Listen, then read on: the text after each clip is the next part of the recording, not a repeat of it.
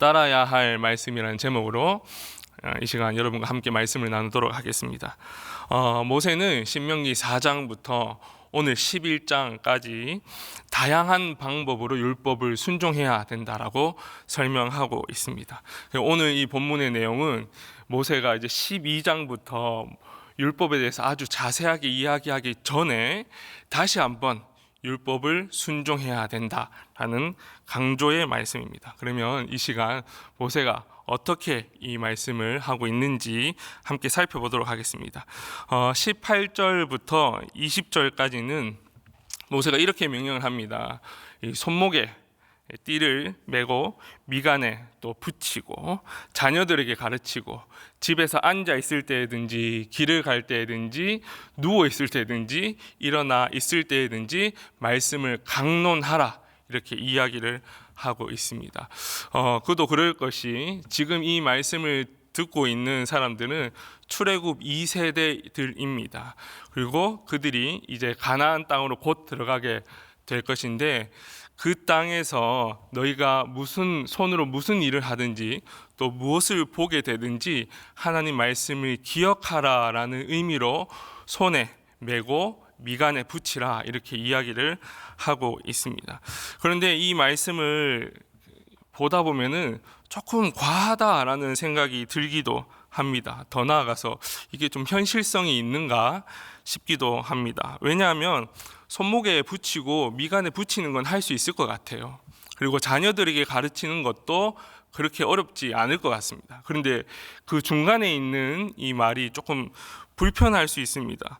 앉아 있을 때든지 길을 갈 때든지 누워 있을 때든지 일어날 때든지 말씀을 강론하라. 사실 이 말은 매 순간 항상 말씀을 가까이 하고 말씀을 가르치라, 이런 의미입니다.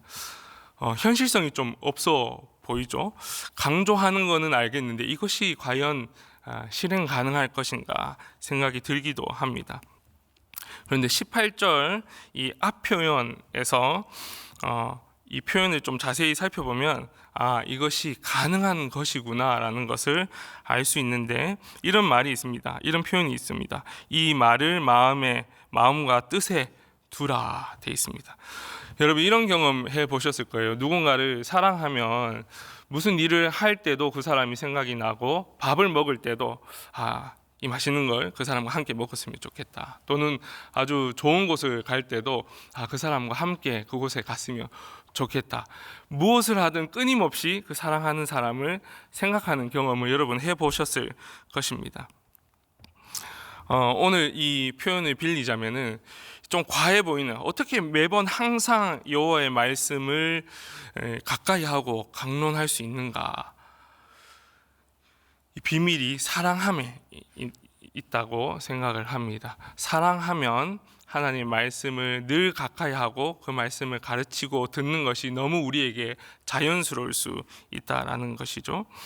근데 하나님을 사랑하는 마음이 없이 오늘 이 율법을 대하게 되면은 모세의 명령이 좀 지나쳐 보일 수 있습니다. 아니, 그대로 한다고 하더라도 곧 얼마 지나지 않아서 쉽게 지쳐버릴 것이고, 또 지속한다 하더라도 요즘 이 표현대로 사용하자면 영혼 없이 그 행위를 계속 반복하게 될 것입니다. 그러나 여호와 하나님을 사랑하면 모세의 요청은 너무 자연스러워지게 될 것이죠. 11장 1절과 13절 그리고 22절을 보시면은 여호와를 사랑하여 그분의 말씀을 지키라 라고 이야기를 하고 있습니다. 우리가 신앙생활을 할 때에 그 영혼 없는 행위를 반복하는 그것을 피하기 위해서 가장 중요한 것은 하나님을 사랑하는 마음으로 시작해야 된다는 것입니다. 자, 그러면 계속해서 말씀을 살펴볼 것인데, 모세는 하나님을 사랑함으로써 그분의 말씀을 늘 가까이 하고 행하면은 어떻게 되는지 그 결과를 21절부터 이야기를 하고 있습니다. 21절 이렇게 이야기하고 있는데요. 가나안 땅에서 후손들의 날들이 길어질 것이다. 그리고는 좀 특이한 표현이 있습니다. 하늘이 땅을 덮는 날과 같으리라, 이렇게 표현합니다. 언뜻 보면 좀 이해가 잘 안 됩니다. 하늘이 땅을 덮는 날. 근데 이걸 직역하면 이렇습니다. 땅 위에 하늘이 있는 한. 좀 생각해 보면 언제나 땅 위에 하늘이 있죠. 이 말은 천지가 변하지 않는 한 하나님 말씀을 사랑하고 그 말씀대로 살면은 너희가 그 땅에서 영원히 살 수 있다라고 이야기를 합니다. 그러면서 모세는 이스라엘 백성이 밟는 모든 땅이 그들의 땅이 될 것이다 이렇게 이야기를 하는데 여기 경계들이 나와 있습니다. 근데 실제로 다윗과 솔로몬 시대에 그 이스라엘 나라가 이 경계를 기점으로 어느 정도 나라가 형성된다는 것을 우리가 알 수 있고요. 그리고 그 이후에 모세는 이렇게 이야기를 합니다. 강대국이 너희를 무서워할 것이고 또 두려워할 것이다 표현합니다. 지금 또 중동의 정세가 이제 심상치 않습니다. 저희들 뉴스를 보면은 뭐 전쟁이 일어나고 있고 또 여러 중동의 나라들이 그 전쟁에 참여하고 있습니다. 당시 고대 이 팔레스타인 지역의 민족들은 땅을 서로 차지하고 그리고 그 서로의 것을 뺏고 빼앗는 그런 싸움들을 계속해서 하고 있었습니다. 상대가 조금만 빈틈을 보이고 약해 보이면 공격하여서 강탈하는 그곳에서 하나님은 이스라엘 백성에게 그 땅을 주시면서 다른 민족이 감히 덤비지도 못하게 하겠다. 다른 민족이 감히 너희의 이름을 듣고 두려워서 어떻게 하지 못하게 하겠다라고 하나님은 말씀하십니다. 사실 좋은 땅 그리고 땅의 이 넓이보다 더 중요한 것이 국가의 안보입니다. 아무리 좋은 땅과 넓은 땅이 있더라도 주위에서 계속해서 공격을 하게 된다면은 그걸 과연 좋은 땅이라 부를 수 있을까요? 아무리 농사가 잘 되고 비옥한 땅이라 하더라도 주변에서 끊임없이 약탈의 행위가 일어나고 침략을 한다면 그건 좋은 땅이라 부를 수 없을 것입니다. 이것을 지금 우리 신앙생활에 한번 치환해서 이렇게 생각해 볼 수 있을 것 같아요. 우리가 살아가는 이 현재 세상도 비슷한 것 같습니다. 우리가 자주 이런 걸 목도를 합니다. 사람들끼리 서로 공격하고 또 비난하고 서로의 것을 빼앗는 것들요. 높고 많이 가진 사람들이 낮고 적게 가진 사람들 것을 빼앗아서 더 높아지려고 하고 더 많아지려고 하는 그 습성을 봅니다. 그리고 이것이 세상의 원리이죠. 이런 세상의 원리 속에서 흐름 속에서 우리는 삶을 살아가고 있습니다. 그런데 하나님은 이렇게 말씀을 하시는 거죠. 너희가 나를 사랑함으로써 내 말을 듣고 행하면은 세상의 이기적인 방식이 아니라 세상을 이기는 하나님의 방식으로 살아낼 수 있게 내가 너희를 지키겠다 이렇게 말씀하고 있습니다. 여러분 믿으십니까? 그 율법의 순종에 대한 결과에 대해서 모세가 이야기를 하고 난 이후에 26절에서 이렇게 이야기를 합니다. 오늘 복과 저주를 너희 앞에 둔다. 근데 개역 개정에는 이게 번역이 안 돼 있는데 히브리어 성경을 보면은 이 앞에 보라라는 이 표현이 있습니다. 이 보라라는 이 표현은 모세가 자신의 이 설교에서 절정을 이룰 때 사용하거나 아니면 이스라엘 백성의 주의를 환기시킬 때 사용하는 표현입니다. 그래서 다시 이 보라를 넣어서 읽어보면 이렇게 됩니다. 보십시오. 오늘 복과 저주를 여러분 앞에 두었습니다. 백성의 이 주의를 환기시킨 이목을 집중시킨 모세는 백성 앞에 양립할 수 없는 복과 저주가 있다라고 이야기를 합니다. 근데 우리는 이 복과 저주라는 이 표현 앞에서 조금 생각해 봐야 할 것이 있습니다. 우리가 신앙생활을 하다 보면 너무 이 개인의 현실 또 우리의 너무 필요에 집중하다 보면 이 여기서 말하는 복이 세상이 말하는 복이 아닌 걸 알매도 불구하고 우리 필요가 너무 간절하다 보면 여기서 말하는 복을 세상이 말하는 복으로 치환해서 생각하려는 경향이 우리에게 문득문득 나타난다라는 거죠. 세상이 말하는 복은 모든 일이 다 잘 되고 내 문제가 해결되고 내 물질이 풍족해 되는 것을 복이라고 이야기를 합니다. 근데 우리가 신앙생활 하면서 너무 잘 알죠. 이것이 다가 아니다라는 것을. 물론 하나님께서 우리의 문제를 해결해 주시기도 하시고 우리에게 좋은 일을 주시기도 하시고 또 우리의 소유를 풍족하게 하시기도 하시지만은 복의 이 진정한 의미는 그런 세속적인 의미의 복이 아니라 다른 의미가 있다라는 것입니다. 모세는 백성들에게 어떻게 하면 복을 받고 어떻게 하면 저주를 받는지에 대해서 말하는 것이 아닙니다.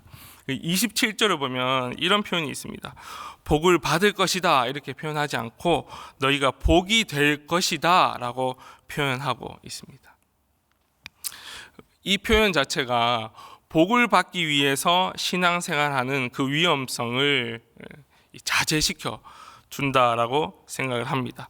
이 표현은 창세기 12장 1절과 2절에서 하나님께서 아브라함에게 나타나셔서 이렇게 말씀하시는 것과 아주 유사합니다. 너는 친척 아비 집을 떠나 내가 보여줄 땅으로 가라. 그리고 말씀하시면서 너는 복이 될지라 라고 약속의 말씀을 하시죠.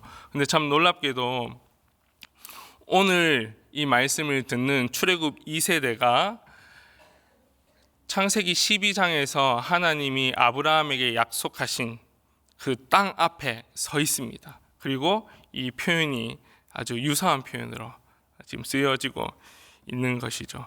그래서 모세가 이 얘기를 하는 거죠.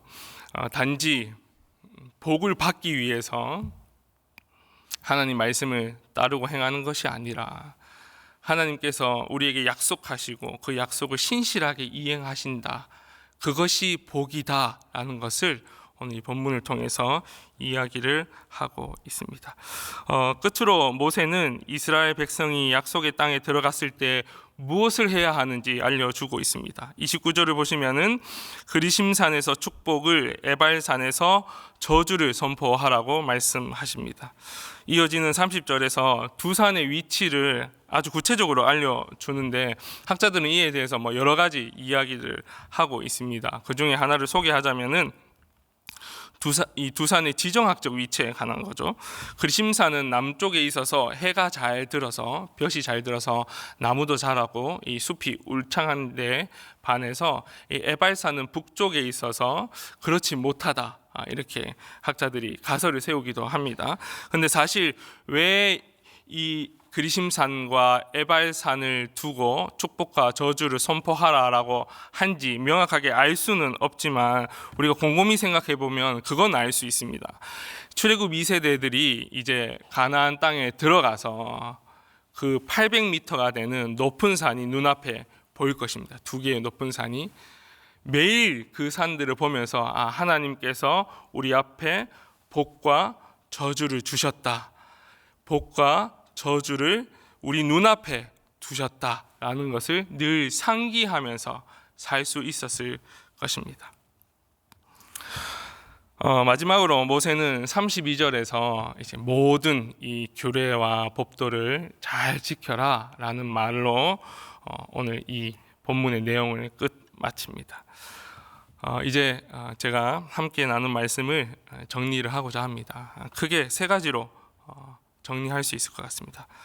첫째, 모세는 하나님의 말씀을 우리가 어디서든지 언제든지 가까이 두고 가르치라라고 이야기를 하고 있습니다. 우리는 하나님의 말씀을 마음과 뜻에 두는, 즉 그분을 사랑함을 시작함으로 말씀을 늘 가까이 해야 합니다. 그렇지 않으면은 우리는 쉽게 지치며 또는 의미 없는, 영혼 없는 행위만 반복할 수 있습니다. 두 번째, 그분을 사랑함으로 말씀대로 살아간다면 하나님은 우리를 세상의 방식이 통하지 않는, 세상이 감히 감당하지 못할 사람으로 만들어 주실 것입니다. 그리고 셋째, 우리의 삶의 필요에 너무 집중하여 오늘 우리 앞에 놓인 복과 저주가 단순히 세속이 말하는 의미로 변질되지 않도록 우리는 주의해야 합니다. 하나님은 우리를 사랑하시고 우리가 하나님을 사랑하며 살아가는 것이 진정한 복임을 우리는 기억해야 합니다. 사랑하는 3일 성도 여러분, 오늘도 이 말씀을 기억함으로 또 오늘 이 말씀을 우리 삶에 잘 적용함으로 또 살아낼 수 있는 은혜가 있기를 간절히 축복합니다. 오늘 이 말씀을 기억하면서 함께 기도하도록 하겠습니다. 하나님, 우리 삶 가운데 늘 하나님의 말씀을 가까이 할 수 있는 마음을 허락하여 주시옵소서. 행위만 하는 것이 아니라 하나님을 사랑함으로 하나님의 말씀을 늘 가까이 하며 그 말씀대로 행할 수 있는 힘과 능력을 더하여 주시옵소서. 오늘 하루를 살아갈 때에 세상의 방식이 아닌 하나님의 방식으로 살아낼 수 있게 하시며 너무 우리의 필요에 집중하지 아니하고 하나님이 그 모든 것을 이끌어 가신다는 그 믿음으로 하루를 살 수 있게 하여 주시옵소서라는 기도 제목 가지고 우리 자유롭게 기도하시고 또 개인의 기도 제목 가지고 기도하시다가 자리에서 일어나도록 하겠습니다.